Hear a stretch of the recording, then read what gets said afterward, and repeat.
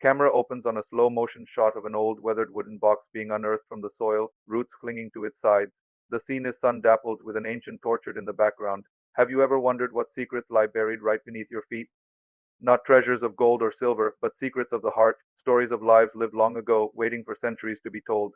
Today we're traveling back in time to the heart of the Deep South, to a sprawling apple orchard in Alabama in the year 1853. This is the story of Elara, a young woman whose life was as vibrant and as fragile as the apple blossoms that bloomed every spring. It's the story of a secret she took to her grave. Or so she thought, cut to a montage of historical illustrations and paintings depicting mid-19th century Alabama, stately plantations, bustling town squares, and vast farmlands. The year 1853 was a time of stark contrasts. Grandeur and hardship lived side by side. For Elara, the daughter of a modest apple farmer, life was a rhythm dictated by the seasons. Her world was the scent of damp earth after a rainstorm, the sticky sweetness of apple cider in the autumn, and the endless rows of trees that stood like silent guardians of her family's land.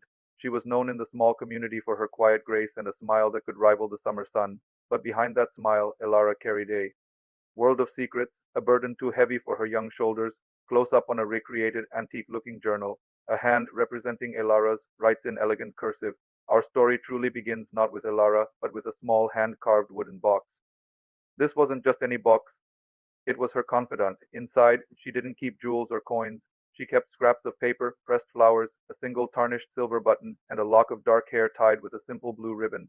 Each item was a key to a chapter of her hidden life, a life that unfolded far from the watchful eyes of her family and the rigid expectations of society. To understand the secrets, we must first understand the world she lived in.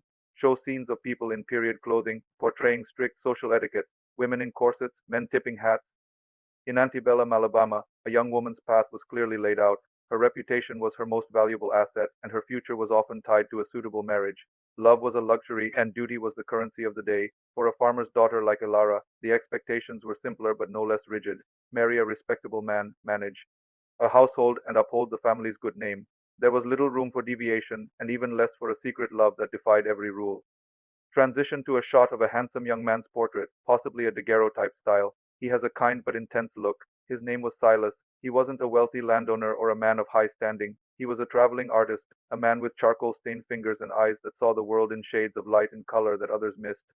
He arrived in their small town one spring, commissioned to paint a portrait of a local dignitary, but it was Elara, whom he saw picking apples at the edge of her family's orchard, who truly captured his artist's soul. Their meeting was a secret from the very beginning. Reenactment: Elara and Silas meeting discreetly in the orchard at dusk. They are talking, laughing quietly, sharing a sketchbook. The orchard became their sanctuary. Under the gnarled branches of the oldest apple trees, they shared dreams that had no place in their waking world. He spoke of Paris and Rome, of light and shadow. She, in turn, shared her own quiet observations, her love for the land, and the poetry she wrote in secret. He sketched her likeness 100 times, not in the stiff, formal poses of his paid work, but as she was, laughing, thoughtful, her hair unbound by the wind. The silver button was from a coat he'd worn, a small piece of him she could hold on to, cut back to the wooden box, showing the contents focused on a pressed apple blossom. Their love was as real and as beautiful as the apple blossoms that surrounded them, but it was also dangerous. Silas was an outsider, a man with no land and no prospects in the eyes of Elara's father. A union between them was unthinkable. The whispers of the town, the judgment, the inevitable shame it would bring upon her family, it was a wall too high for them to climb. They knew their time together was fleeting, a stolen season of happiness. Show a dramatic reenactment of a tearful goodbye. Silas gives Elara the lock of his hair. The day Silas had to leave was inevitable.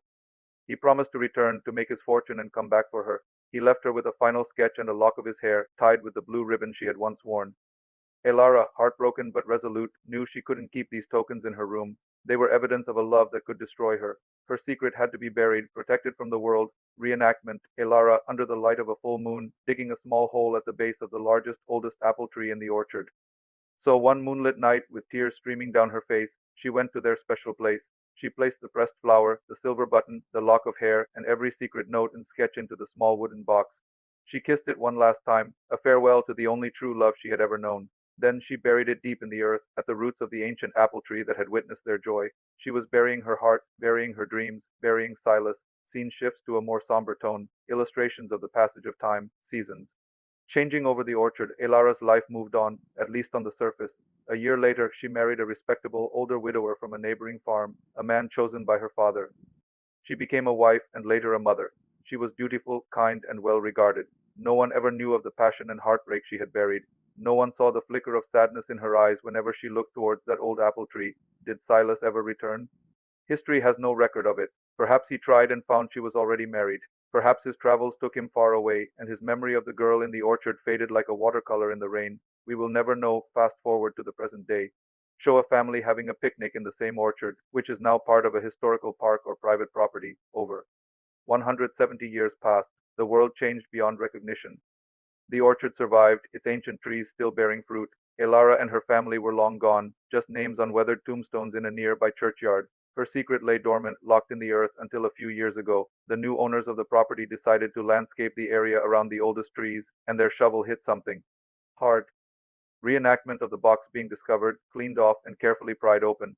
Imagine their astonishment when they pulled not a rock, but a small, rotting wooden box from the ground. With bated breath, they carefully opened it. Inside, miraculously preserved by the dry soil, were the remnants of Elara's secret, the tarnished button.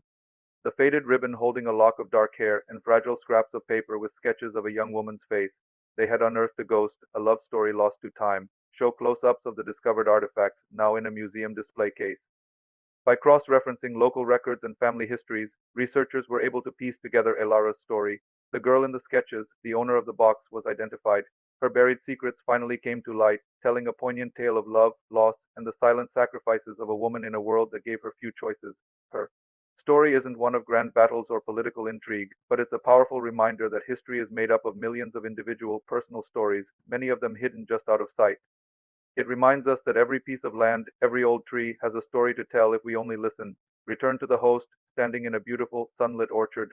Elara buried her heart in this orchard to protect her family and herself. She could never have imagined that more than a century and a half later, strangers would find it and, instead of judgment, feel a deep connection to her story. Her secret love, once a source of fear, has become a timeless and beautiful legacy. Thank you so much for joining me on this journey back to 1853. If you found Elara E's story as moving as I did, please hit that like button and subscribe for more hidden histories. Let me know in the comments what you think happened to Silas. Until next time, stay curious.